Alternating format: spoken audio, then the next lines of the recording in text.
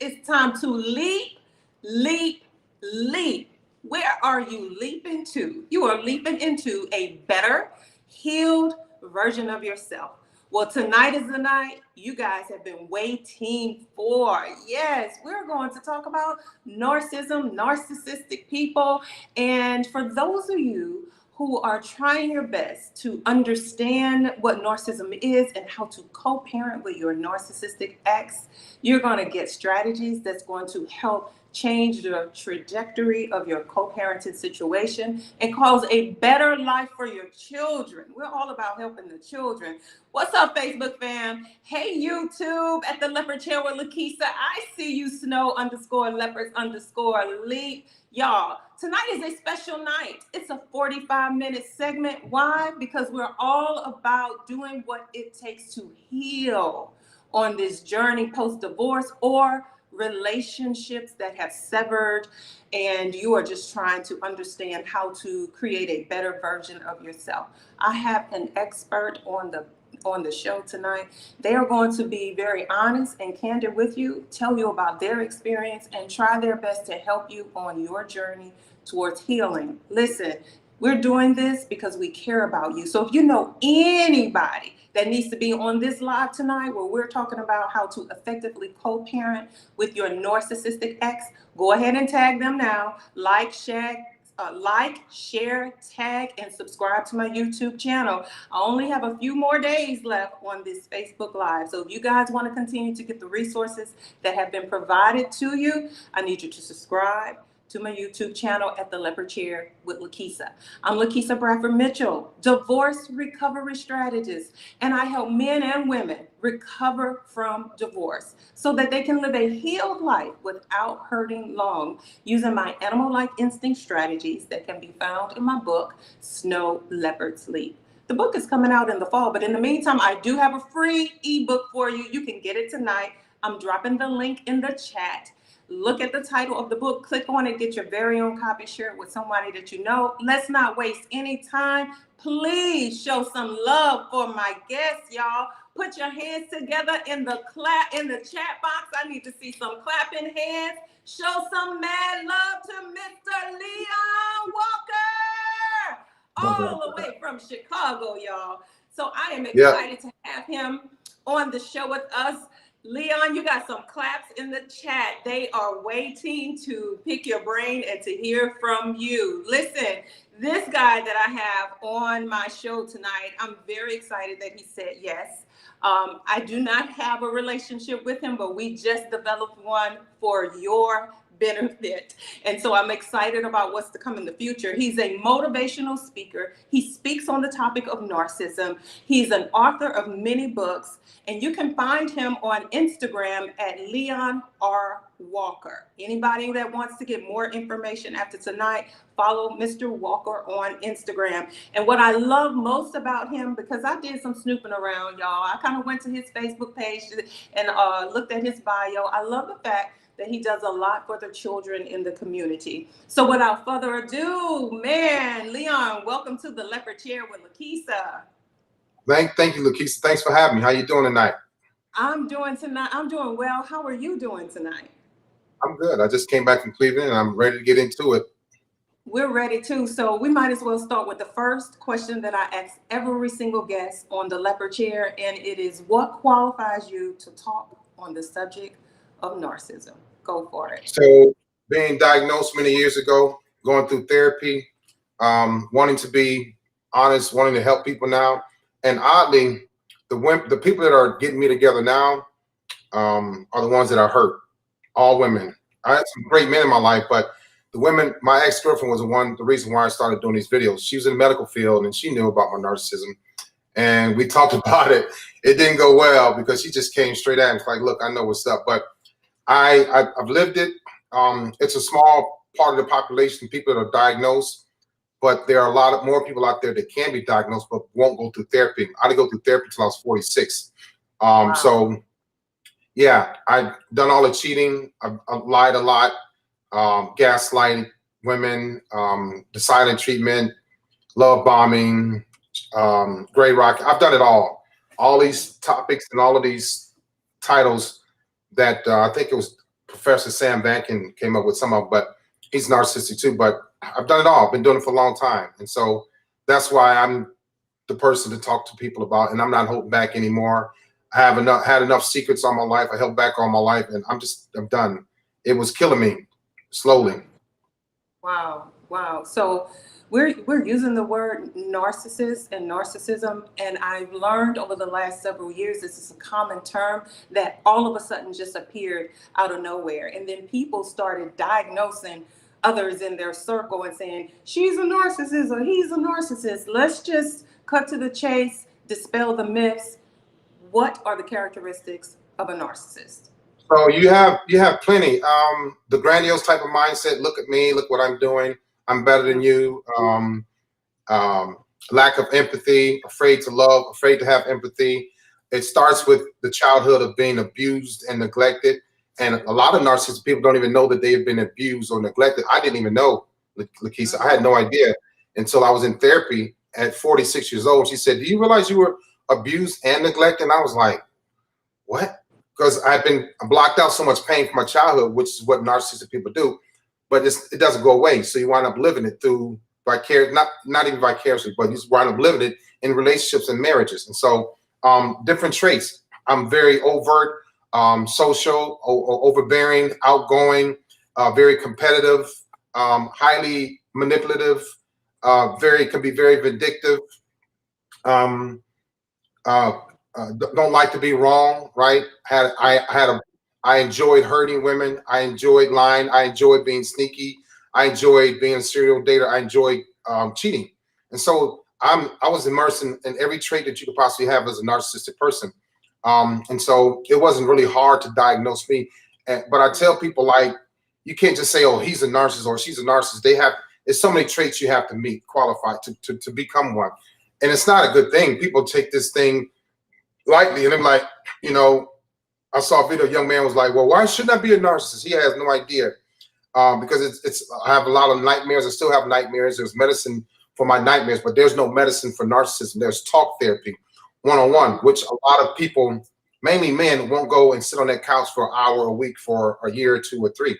But I decided to do it because the military held me accountable. Out here in civilian world, nobody will hold you accountable. If you go and check in and you get diagnosed after 8-9 months, then you stop going, and then you don't go to get healed, work on yourself. Nobody's going to tell you, hey, you need to go. But the military held me accountable because I failed therapy twice. I walked in and walked out, walked in, walked out, kept doing it. I mean, I was disrespectful to the psychotherapist and I'm disrespectful to the psychiatrist. And so I was like, just because you got a degree don't mean you can tell me who I am. And I was very rude and disrespectful. So a lot of traits. I think you have like 5 or more you be considered narcissistic. They started diagnosing people in the 80s. And I think when they first started, it was vulnerable narcissists. And then it just kept growing from there. So, yeah. And so I heard you say all of the things that you did. And, well, you actually used the word enjoy, that you enjoyed doing to women. They do. So when you were doing those things and enjoying them, at any point did you say this is not right? No. So probably when I got tired of her and wanted somebody new, I would check out like that and say, hey, look, I'm no good for you. And she already knew I wasn't any good for it because she either caught me cheating, lying, sexting, something, backing out the relationship, that reverse discard, ghosting her. And I was like, look, this ain't gonna work. I'm no good for you. And it hurt for me to say that because I didn't want to ever give up somebody because somebody else would get her. Narcissistic people like myself, I wanted all the women. Oh, okay. Even while I got married, it's a greed trait. It's a lust trait. That's why when I was younger, I couldn't understand men that only had one girlfriend. I'm like, man, dude, you crazy? And I was in the military, so I was exposed to women all around the world. But as a child, I was exposed to porn and prostitution. So excessive women was my norm. If I didn't have less than 4 women, I felt odd. I'm like, I can get all these women and I can maintain them. And then if I maintain them, I can have them. If I have them, I can tell them anything. If they believe anything that I tell them, they're not gonna go anywhere. And so it becomes their fault for being with me. All right, so let's talk about generational. Did you see that growing up from your father? And do you have a son? If so, what does that look like with trying to make sure that this is not passed down to my son? Well, yeah, so it's passed down to my children. It's too late. All I can do is help them, guide them. But I saw it in my mother, not knowing that what I was seeing was narcissism until years later that my sister told me about it, because my sister's a social worker. She's not practicing, but she's qualified educational wise. I saw it in my grandmother. I saw it in my grandfather. What I saw my dad, yeah, I saw it in different people. Going through therapy, I had to think about this. She took me back to my childhood, and I was like, oh, no, I don't want to, you know. And so I'm like, okay. She said, well, next week, Mr. Walker, we can talk about your grandparents, okay? And I was like, no. But I saw it in a lot of men. The men that I emulated growing up, the pimps, the hustlers, the athletes, the womanizers, the men that curse women out. And I see women curl up and bawl and cry. I emulated that later on in life. I had a horrible mouth on me. I saw my mother had a lack of empathy. I felt like my mother discarded me when my parents got divorced. I saw my father womanizing. I saw my uncles womanizing. My brother, everybody they were womanizing. I saw men beat on women. That's the only thing I didn't like. Everything else is like the players, the hustlers, the cheaters, the sneaky men. You know, I was like, oh, that's cool. You know, it's funny. Those things are funny. Hurting women, making women cry was funny to me. And so I never had like that connection with, oh, why did they do that to you? Oh, I feel bad. I never felt bad, ever. And I just got worse and worse and worse. And so it felt good to like not have any emotions. Like my friends would be crying and curl up in the ball because a girl broke their heart. I was like, dude, I don't know how you feel. That ain't me. And so you either get over it or I ain't hanging out with you no more. Oh man, that's, you know, yeah, it was bad. It's bad. It's bad.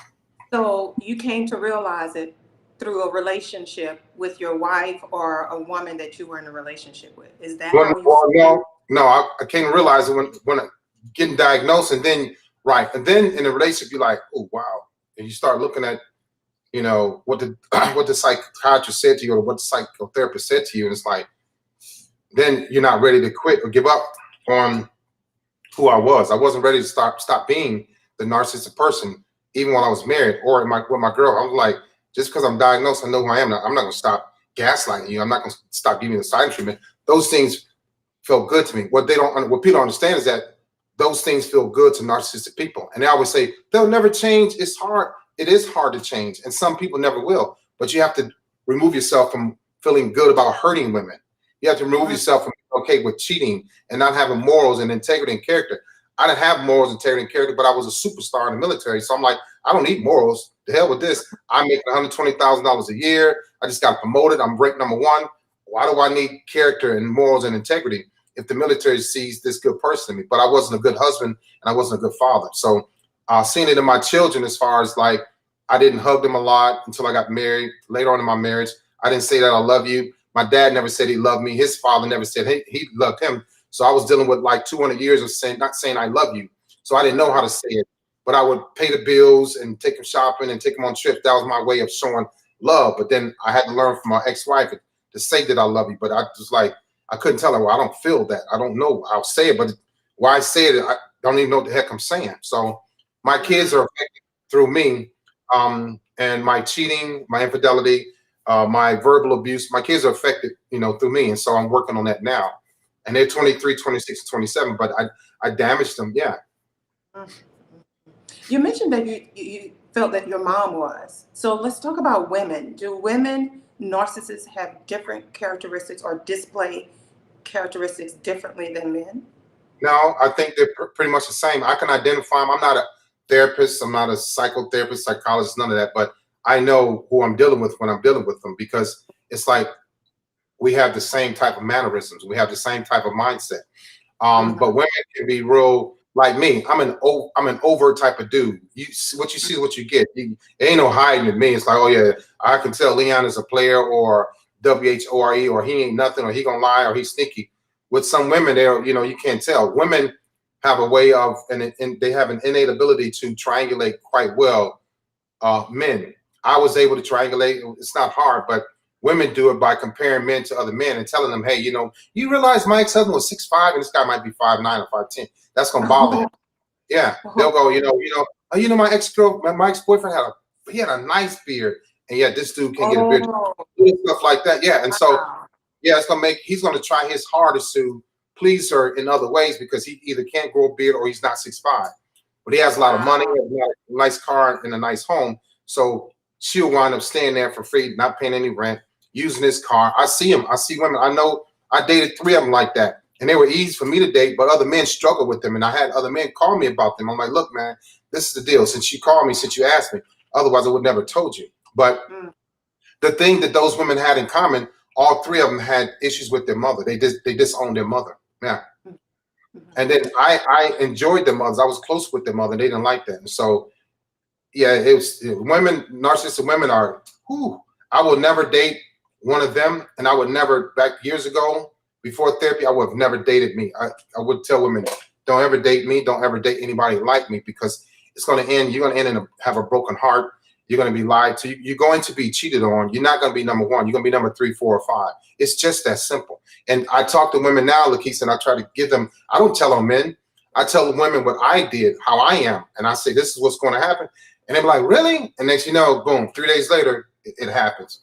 It's going to happen. It's inevitable with the traits that they have. Yes. Okay, so thank you for your candidness and your honesty. Wow, wow, wow. My question to you, because you mentioned being married and having children and also going to therapy. When Right. your therapist brought out to you that this is how she diagnosed you, you didn't want to, hear it. At what point in the therapy sessions did you say, okay, enough is enough. You need to look inside yourself and change? Like She said, how long? she said, I'm not going to hurt you. And I looked at her like, why did you say that? Because after I talked to her for weeks, she finally said, look, I'm not going to hurt you. You don't have to come to my office with your guards up, Mr. Walker. And I always had my guard up with women. You know why? Because I knew I was going to hurt that woman eventually. So I was always guarded and protected against anybody that I was around, whether I was interested in her or not, dating her or not.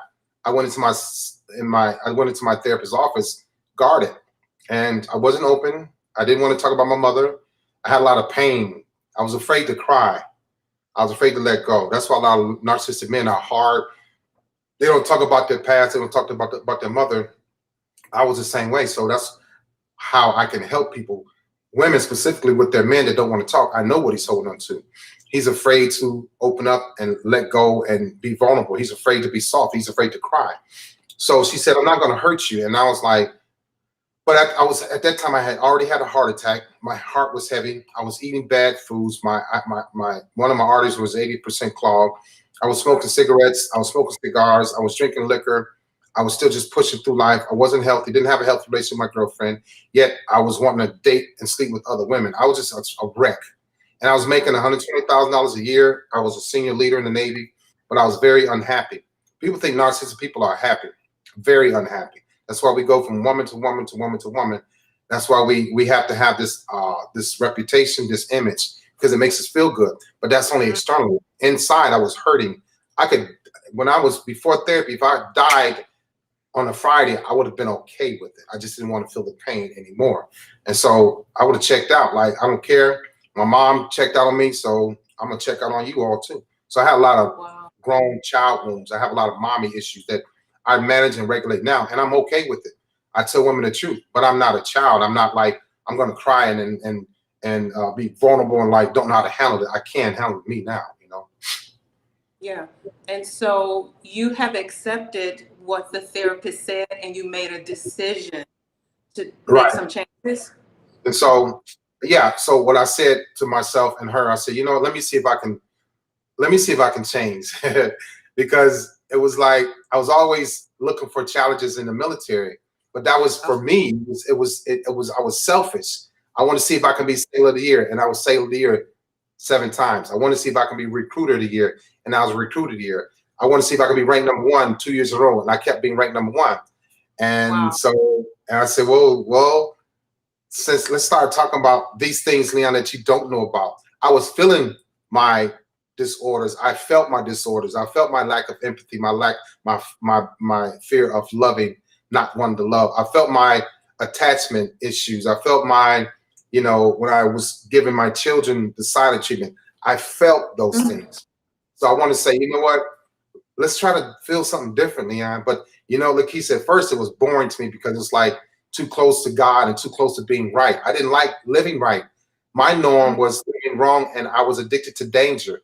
I didn't have fear of anything. I loved danger. My ex-wife said, every time we transfer to another state, you go find a hood, you go find danger. And I just laughed it off. I'm like, yeah, because being at home in a peaceful home was boring to me. It drove me nuts. It drove me nuts. I needed hell in my life to function, because I can get over something, I can get in trouble and get out of trouble and do something outstanding and have people clap for me and shake my hand and hug me and give me awards in the military. That's what moved me. Being in a peaceful, healthy, fruitful relationship was very boring to me. And so, you know, I said, let me try to do something. Let me see if I can do something better. And then I started doing better and thinking better and working on what I learned in therapy. And I started feeling different. I started feeling good. Yeah. Wow. You started enjoying, you liked this new feeling that you were experiencing. Yeah, because it's like, my ex-girlfriend said, you know, Leon, you do have a gift. You just don't use it. She said, she's always called God my big brother. She said, big brother's watching you. And I was like, man, why you hit me with that? And so I started, you know, falling in love with God more and more, where before I didn't believe in God. I didn't want nothing to do with God. I didn't want to hear about the Bible. I didn't want to hear about church. I didn't want to smell the Bible, nothing. I was bad. The case, it was horrible. It was bad. I mean, I would go into church just to appease my girlfriend. And like, since you made me go to church, now I'm going to punish you for making me go to church. So I go to church. I'm a flirt with the women in church. I didn't care. Wow. Wow. I can tell that you've had a new experience. And I love hearing you say that you fell in love with God. There's some people that needed to hear you say that, because they have felt and experienced the same thing that you're talking about. Yeah, God has always watched over me, but I was always running from God. Like, I get back with you, Jesus, later on. You know, that's how I would think. Then I go do something outstanding in the military, and everybody get me, you know, people shaking my hand and hugging me, and I'm getting all these awards. I'm like, okay, so maybe I can wait. Jesus can wait another 6 months because I'm doing good. He's looking out for me. But when I came home, I wasn't good to my ex-wife and my kids. When I had a girlfriend, I wasn't good to her. It was good to her on the weekends when we were partying. That was for me and not her.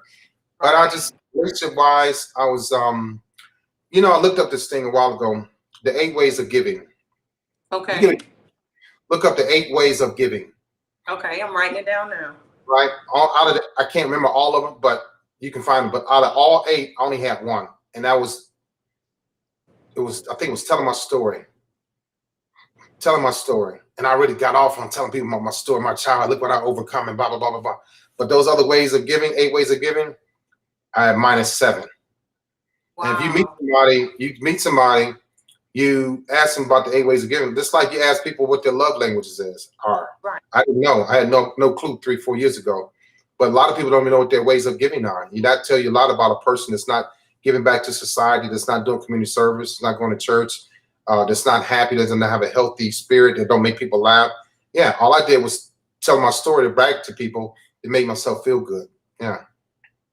You mentioned that you have children, and there are several people that's listening on the live tonight, and they are parents of children, and they are having a challenge trying to co-parent with their narcissistic ex, because you think, okay, we're divorced, I don't have to deal with her anymore, or I don't have to deal with him anymore. But you find out that as long as you have children, you still have to deal with them. So they're looking for strategies, because there's always tension in the conversation, there's confusion, and things that they dealt with while they were married, they still find like they're clashing.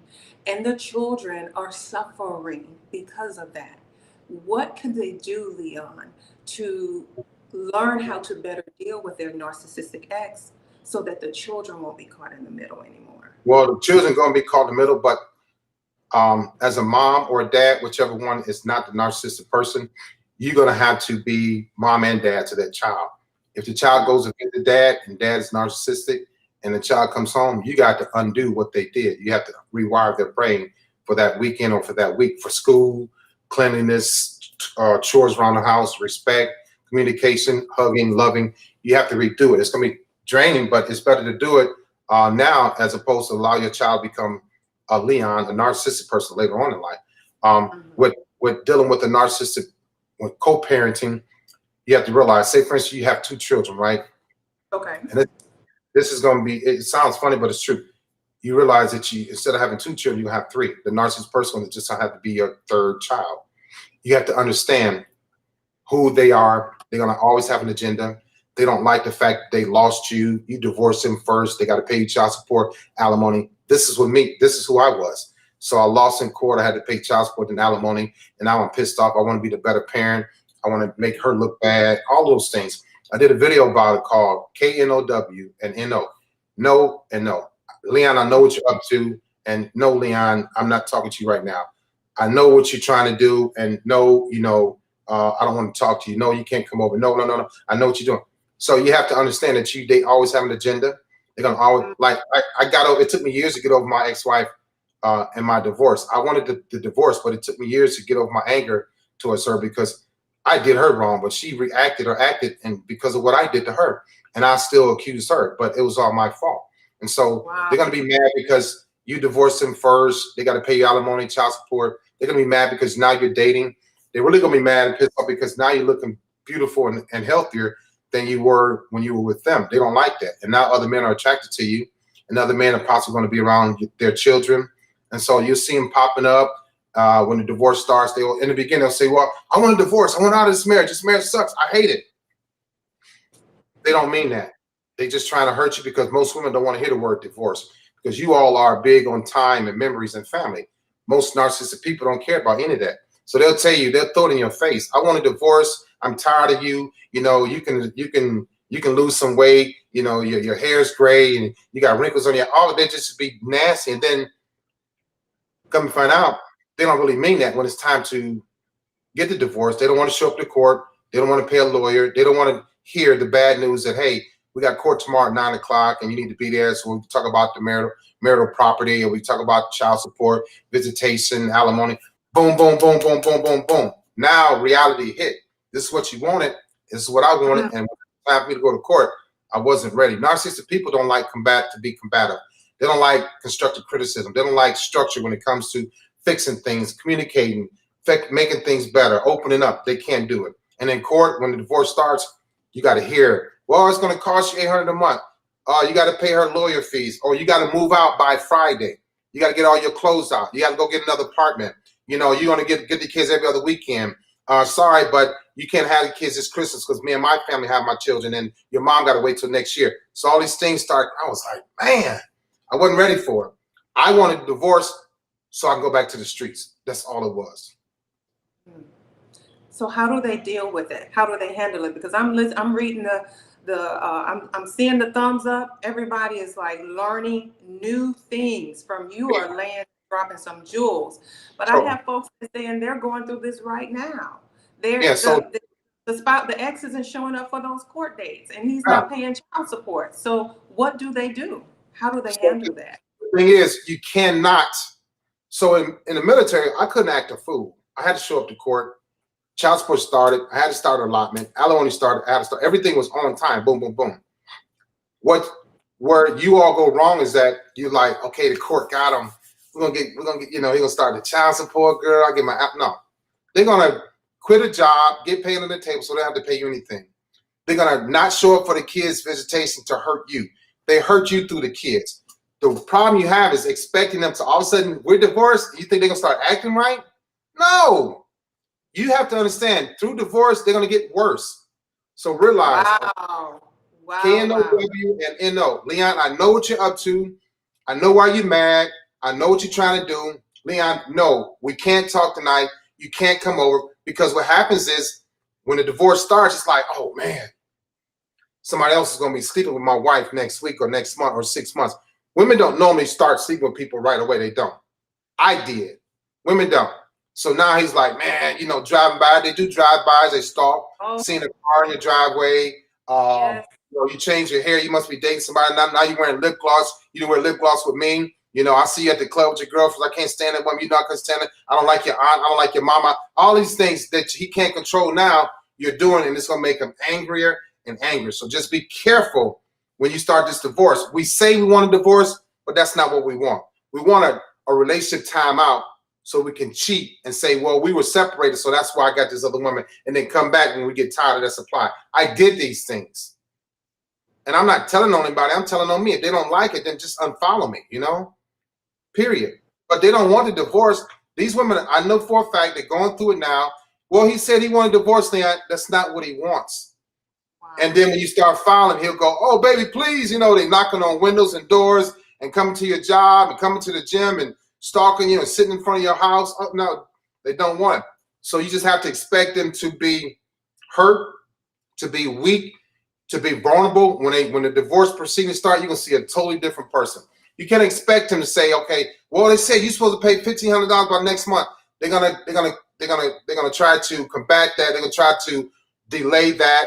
The money is gonna be hurting to them because now they lost you and they're losing money, and now they don't have money for the new supply that they used to have when they were married that you didn't know about, and you found out they were cheating. So now women go to the pockets for whatever reason, for child support, for bills. Yeah, I get it. Go right to their pockets because, okay, you want to be out here with these women, then I need this to take care of these children, Leon. I need this to take care of this bill, this business, Leon. We got car notes, we got car insurance, groceries, and a relationship, men just go through and just cruise through life and have it easy. Don't realize how tough it is until we get divorced and got to pay all that money. Wow. Whew. You just said a whole mouthful. Can we find any of that? Hey, guys, for those of you who are coming in on this live a little late and you need a little bit more on what Leon is sharing, I gave his Instagram address so that you can go and see all of the videos, and you can find him on Facebook at Leon R. Walker is his Instagram page. He has books. He's an author, written several books, very active in the community with helping children. I'm happy to see everybody that's on the live. If you are getting some jewels dropped tonight, let me see some thumbs up, claps, or something in the chat box. I know y'all are like, wow, I cannot believe this guy is being as honest and transparent as he is. Leon, they're saying, speak it, brother Leon. Speak clear. They are learning some things tonight. Man, so if you have a question, you can also drop it in the chat box, my viewers. And listen, if you hadn't ordered the free ebook, the link is also in the chat for you. Click on the link, get your free ebook. It's free. We're just about trying to help you. Leon, they are giving you claps and all that in the chat. So what I heard you say is, for those folks that are dealing with narcissistic ex, they have to KNOW, which, correct me if I'm wrong, they have to let the ex know that they know what they're trying to do. Is that correct? And then they have to apply the NO, which is no, here are the boundaries. You're not going to cross these boundaries. Period. And I just did a video about setting boundaries. Women don't set strong boundaries. They don't set boundaries. They don't keep them because you know why? They become lonely. They become horny.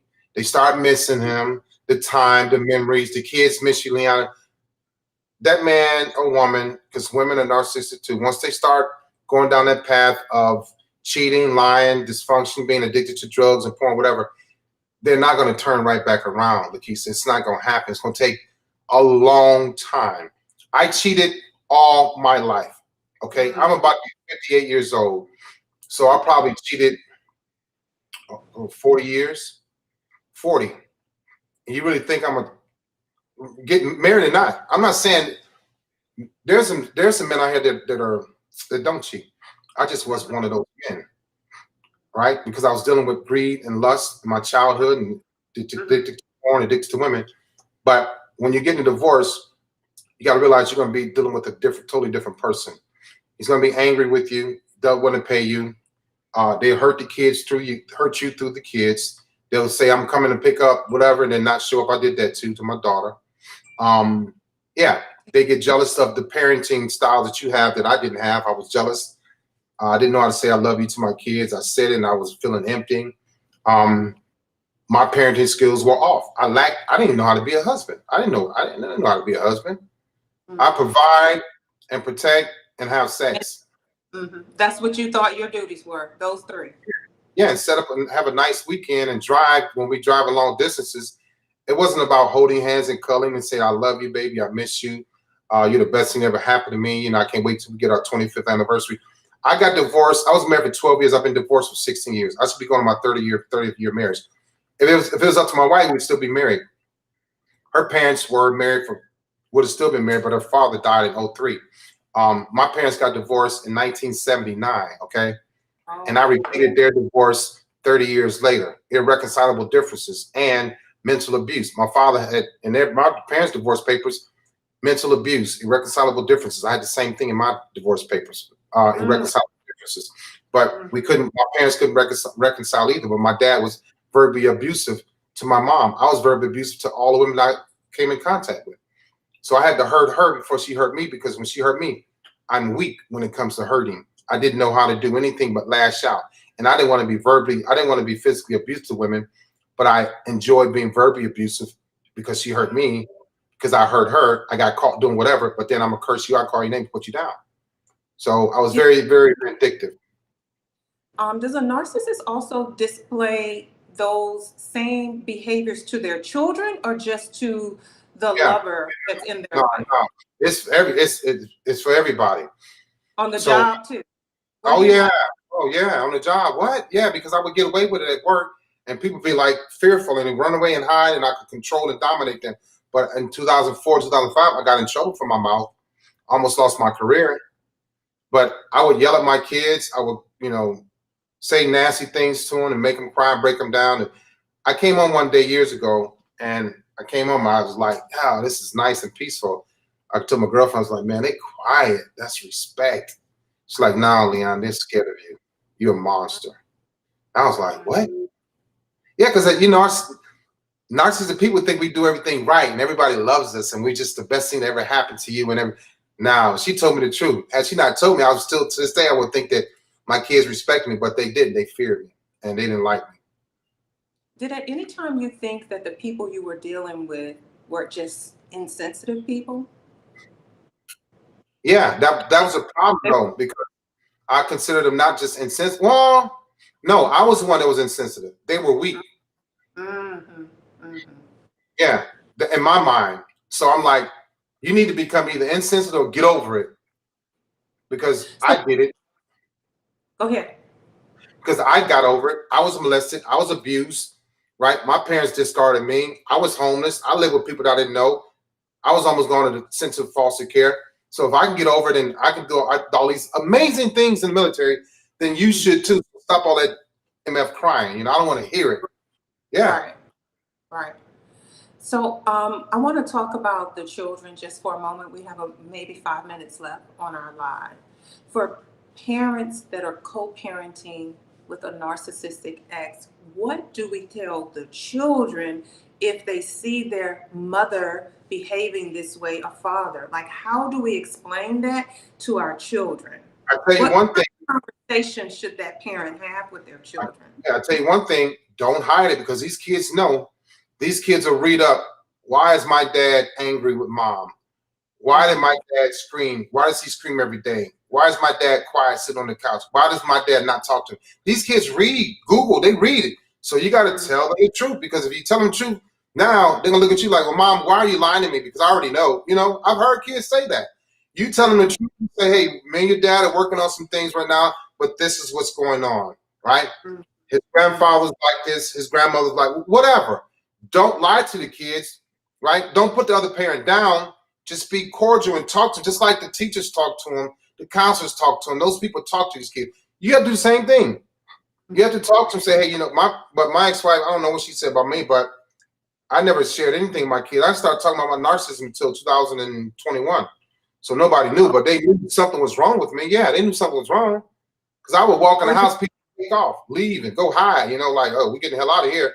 He's home. But you have to talk to the kids. You have to talk to them. You have to nurture them. You have to feed them. You have to give them knowledge. You have to be with them. You have to hug them. You have to be that security blanket. You have to. It's going to be tough, but through divorce, you got to choose your children over that narcissistic person, because they're not going to choose you. They're going to try to hurt you through those children, and then hope that the children love them better than they love you. And have you had a conversation with your children? I know you said that you have two. just, to explain that to them, and that was a phase in your life, and that, you're overcoming and, going through the process. Yeah, I have three. My daughter's 27, 26, my son, and my other son 23. Yeah, I talked to him and told him, but my kids are like, see, I understand their mindset. I understand their personality. So they're like, all right, Dad, we cool. We got it. We got over it. They're like me in a lot of ways, a whole lot of ways. And I'm like, listen, this is where you get this from, okay? And they'll smile and laugh. And in a way, it's a protective, it's a survival mechanism for them, but it's not good because it was a survival mechanism for me. That avoidance, not wanting to show emotions, laughing when somebody else cry, they have that. And so my youngest son, he has more of his mother's ways because he can be loving and caring. He was like that as a child. But my middle son and my daughter, they like, whatever, we out. We don't care. They shut down. Communication is off with them. I call them, they'll talk. But if I don't call them, they won't talk. But my daughter's going through some phases now where I neglected her because when I cheated, I was engaged and I cheated. And you might lose some followers here, but when I say this, but I was a cheater all my life. And so I cheated while I was engaged, and the woman got pregnant and I didn't know. And so I got married and she had a baby. She told my wife, and I neglected my daughter to appease my wife for 6 or 7 years, maybe. And I finally got back around to me and my daughter are closer than I am with my sons now. My sons got everything from me. They got all of the visits, the PTA meetings, the school clothes shoppings, the trips, the money, the food, the bills paid. My daughter didn't get that. She got child support from her mother. She didn't get her dad. But now she's 27 and has a daughter. And when I go to Cleveland, we go to breakfast, lunch, dinner. We laugh like old time. But my daughter is a lot like me. And her mother was like saying, how do you understand her so well? And I told her, and she's like, I said, she's possibly narcissistic, but she's just like me and my mother, because I understand my daughter and I understood my mother. My mother drove everybody else crazy. My daughter drove her mother crazy. She's like, when you're around, she's totally different. Y'all get along, you have fun. I've never seen this side of her because I understand her brain. You don't understand her brain. She never did until like January. I told her what was going on. Yeah. I can't diagnose people, but I'm letting her know that this is what she's doing because this is what I did. I was. So yeah, it's passed down. Well, you have educated us. I mean, we're leaving this live knowing more than we knew when we came on the live. And I only have about a minute left, Leon, in the live. What would be your last statement before we click off to those that are parenting with narcissists? Do you have any last words for them? Yeah. Remember, don't try to save that person. If not, they're not going to get therapy. You can't fix them. They're probably dealing with 200 years of trauma and drama from their family that they're incorporating to your family, your mind, your children. You work on your children, you work on yourself. Your children need you to have mental health solid on a foundation. Whether they're young, middle-aged, or older, they're still your children. You can't try to fix this grown man or grown woman if they're narcissistic. They have to want that. It took me till I was 46 to go into therapy, and so for 26 years, I was a hot mess, right? The gaslighting, the love bombing, the silent treatment, the shunning, the gray rock. I did all of that. So take care of you yourself because your kids need mommy or daddy. If he's the one that's not narcissistic, they need you all to be mentally healthy and stable, to cook meals, to help with homework, to plan trips, to talk at night, to watch movies together, to go see grandparents, Don't worry about that narcissistic person. They're not going to get themselves together until they realize that they lost a family, they lost a husband, they lost a wife, they lost children, right? For the streets. I did it. And there's nothing out there. So they may come back, they may not, but just make sure you don't lose yourself. Wow. And on that word, we're going to just end with prayer. Y'all heard Leon. Don't lose yourself. Man, thank you for tuning in to our live Facebook, Instagram, and YouTube family. We're going to end with a word of prayer. Dear God, we pray for every listener that have been with us tonight. I think that the information that Leon has shared with them, God, will cause them to have a clearer vision and how they should handle the situation. Give them the ability to handle the task. Give them wisdom, give them the strength, and cover their children in the name of Jesus. God, we thank you for this time and this moment, and these things we ask in your son Jesus' name. Hey guys, I just need you to do 3 things, and I'll see you tomorrow. Y'all ready? I want you